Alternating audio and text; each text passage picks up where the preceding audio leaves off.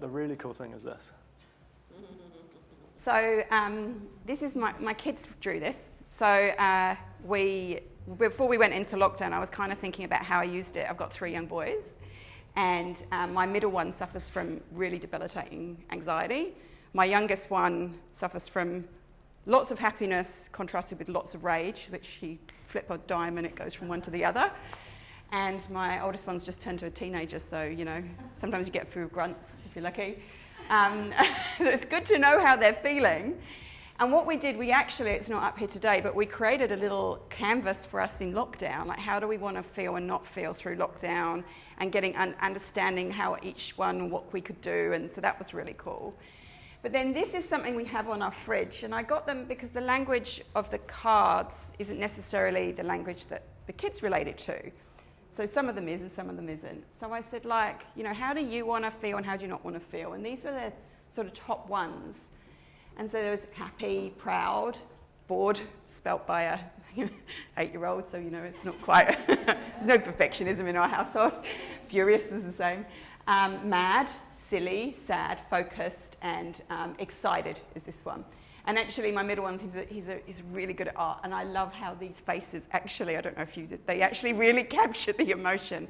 Because for them, they saw emotions in faces and colours. So the colours have an emotional representation for them.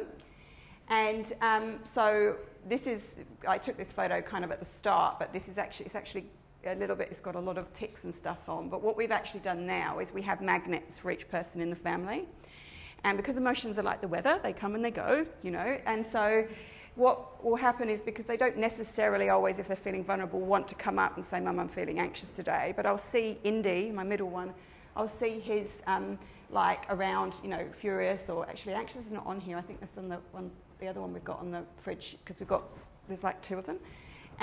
I'll see his magnet on there, and I'll know that's where he's gone and put it on there. And so I'll go, hey, how you doing? What do you need? I saw that. And he's like, we've started to look at how he can self-manage, but he'll say, yeah, no, I'm fine. I notice I'm anxious today. I wasn't yesterday, so maybe I won't be tomorrow, and this is what I'm doing. But it just gets everybody aware in the household of how everybody else is feeling. And so what we've done now is strategies as well. If Indy is anxious, what can we all do to support Indy when he's anxious? Which actually, he just wants to be left alone in peace and quiet for a little while to work through it on his own. He doesn't want people to mollycoddle him. Bo, when he's angry, he's 6, he wants a hug, okay? So, you know, it's different for different ones. So hopefully this is just an idea of how we're using it. But sometimes they'll come to me, but sometimes they just don't want to, and they'll just, because the fridge is something that boys particularly go to a lot, they'll just put their magnet on there. Yeah. And so I think the most humbling thing is that I didn't design this game to be used with families.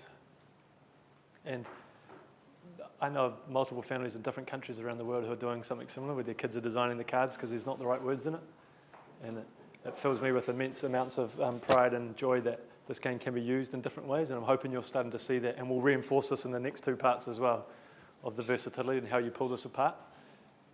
But what we've just gone through there in this part, from start to finish, was starting with self-awareness. What do we individually within our team want to feel and not feel at work to be successful, and what do we not want to feel but we might?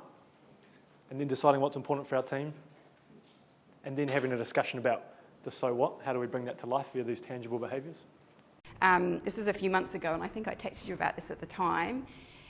Indy was having, you know, quite a hard day, but he hadn't put it on the magnet. And Bo, my youngest, saw that, and he went and grabbed the thing off the fridge and ran over to Indy and said, point to how you're feeling, let me know how you're feeling. And so Indy did. And then Bo went, I'm feeling happy and excited. What can I do to make you go to happy and excited? So this is a 6-year-old talking to a 10-year-old. And it was such a moment of, like, it gives me goosebumps now. So, and I didn't teach them that. They just learnt that inherently, because it's instinctual in us as humans. We just aren't cultivating it. So, yeah, just wanted to share that. Yeah.